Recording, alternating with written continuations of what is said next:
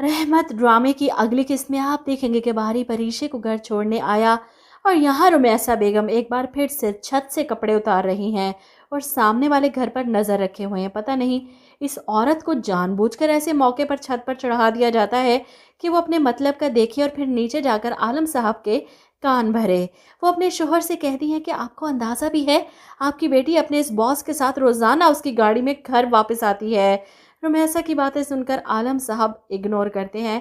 मुझे क्या पड़ी है उनके मामलात में बोलने की, ज़ुबैदा जाने उसकी बेटियां जाने। जिस पर रुमैसा बेगम अपना वार खाली जाते देख तमहीद बांधते हुए कहती हैं कि अरे आलम, आप जितना भी ला ताल्लुक़ रहें लेकिन औलाद तो आपकी ही कहलवाएगी ना।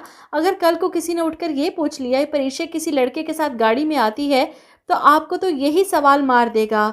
वैसे भी ये बड़े अमीर लोग अपनी हैसियत के मुताबिक ही रिश्ता करते हैं, हम जैसों में नहीं करते। आपकी बेटी तो पता नहीं किन हवाओं में उड़ती फिर रही है। अब बीवी की बातों पर आलम साहब सोच में पड़ जाते हैं क्योंकि इनका अपना दिमाग तो काम करता नहीं। रुमैसा बेगम को ही समझाना और बताना पड़ता है। वो पहुंच जाते हैं ज़ुबैदा के पास बातें सुनाने के लिए कि इस घर में जो हो रहा है मुझे अच्छे से नज़र आ रहा है, अंधा नहीं हूँ मैं, सब नज़र आता है मुझे। अपनी बेटी से कहो कि अपनी हद में रहे। ये पहला दफ्तर देख रहा हूँ मैं अपनी ज़िंदगी में जहाँ मालिक का बेटा अपने मुलाजमों को छोड़ने इनके घर आ रहा है। आलम साहब की बातों पर ज़ुबैदा तसल्ली से जवाब देती हैं कि परीशे बहुत समझदार है, मुझे इस पर पूरा भरोसा है। लेकिन आलम साहब को ज़ुबैदा की बेटियों पर बिल्कुल भी भरोसा नहीं। वो तंजिया कहते हैं, तुम्हें तो भरोसा है अपनी बेटी पर, लेकिन इस लड़के पर तो भरोसा नहीं है ना। इसकी क्या नीयत है तुम नहीं जानती। मैं नहीं चाहता घर में फिर से कोई फसाद हो, वरना मैं इससे खुद बात करता। इसलिए बेहतर यही होगा कि तुम इसे समझा दो अपने अल्फाज में ये सब कुछ। आलम साहब जिन्होंने अपनी बेटियों की जिम्मेदारी तो कभी उठाई नहीं, ना ही बाप होने का फ़र्ज़ अदा किया, लेकिन हर बार बेटियों के किरदार पर उंगलियां उठाने ज़ुबैदा बेगम को नीचा दिखाने पहुंच जाते हैं, वो भी सिर्फ रुमैसा के कहने पर, क्योंकि इस औरत को तो ठंड पड़ती है सब करके। इधर आप देखेंगे कि बारी मिनाल के कहने पर इसे अपने साथ लेकर परीक्षा के घर जाता है दादी की अयादत के लिए, सिर्फ इस शर्त पर कि वहाँ जाकर कोई भी ऐसी वैसी बात नहीं करोगी। जिस पर मिनाल मान जाती है कि जब तक तुम डैड को राज़ी नहीं कर लेते मैं तुमसे वादा करती हूँ कि मैं कोई बात नहीं करूँगी, लेकिन अगर डैड ना माने तो क्या करोगे।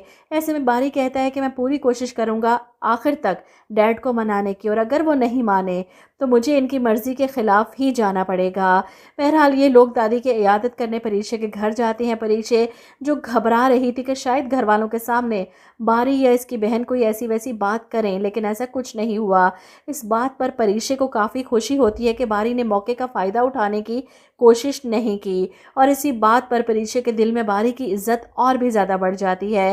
वो फ़ोन करके इनका शुक्रिया भी अदा करती है, मुझे बहुत अच्छा लगा आप दोनों का यूँ आना और यहाँ आकर घर वालों से कोई ऐसी वैसी बात नहीं की, क्योंकि परीशा जानती थी कि दादी को या अम्मा जान को पता चला कि बारी शादी करना चाहता है इससे, तो वो फ़ौरन मान जाती हैं और ज़बरदस्ती इसकी शादी करवा कर इसे इस घर से रुखसत कर देती हैं। और परीशा अभी इस सब के लिए राज़ी नहीं है। दोनों बहन भाई के घर वापस आने पर शयान साहब को डाउट होता है, कहाँ से आ रहे हो तुम दोनों। इन्हें लगता है कि ये मेरे बगैर परीक्षा के घर कहीं रिश्ता लेने तो नहीं चले गए। जिस पर मिनाल कहती है ऐसी कोई बात नहीं डैड, मैं परीक्षा की दादी की इयादत के लिए गई थी। इनको बहुत गुस्सा आता है, क्या ज़रूरत थी वहाँ जाने की। वो मिनाल पर नाराज़ होते हैं और इनकी बात सुनकर बारी गुस्से में वहाँ से चला जाता है। जिस पर शयान साहब सोचते हैं कि मैं बारी को कैसे समझाऊँ कि इसका और परीक्षा का कोई जोड़ नहीं, और अब आखिरी हल इन्हें यही लगेगा कि वो परीक्षा को पैसे ऑफ़र करें कि वो इनके बेटे की ज़िंदगी से निकल जाए। वहीं दूसरी तरफ अलीज़े की ज़िंदगी की मुश्किलात भी कम होने का नाम नहीं ले रही। दोनों माँ बेटी ने तो फैसला कर लिया है कि अलीज़े को ज़ुहैब की ज़िंदगी से निकाल कर रहेंगी। ज़ुहैब जो इसके ज्वेलरी बनाने के शौक़ को पूरा करने के लिए इसे अपना काम दोबारा से शुरू करने की इजाज़त देता है। अलीज़े बहुत खुश है ज़ुहैब की बातें सुनकर कि मैंने कभी सोचा नहीं था कि शादी के बाद मेरी ज़िंदगी इतनी खूबसूरत हो जाएगी। ये खूबसूरती भी सिर्फ ज़ुहैब के साथ की वजह से है, वरना इसकी नंद और सास ने तो इसका जीना हराम कर रखा है। इसकी नंद फिर से घर आती है अपनी माँ से जेवर मांगने के लिए कि कुछ अरसे के लिए मुझे दे दे, मुझे ज़रूरत है, वापस कर दूंगी आपको। और माँ भी चुपचाप अलीज़े का जेवर अपनी बेटी को पकड़ा देती हैं। और इधर ज़ुहैब की बहन अलीज़े को ताना देती है कि तुम्हारी शादी को इतना टाइम हो गया, ज़ुहैब की औलाद की खुशी तो शायद हम भूल ही जाएं। इस बात पर चाय पकड़ाती अलीज़े के हाथ कांप जाते हैं और चाय पकड़ती जुहेब की बहन जानबूझकर प्याली इसी के हाथ पर उल्टा देती है।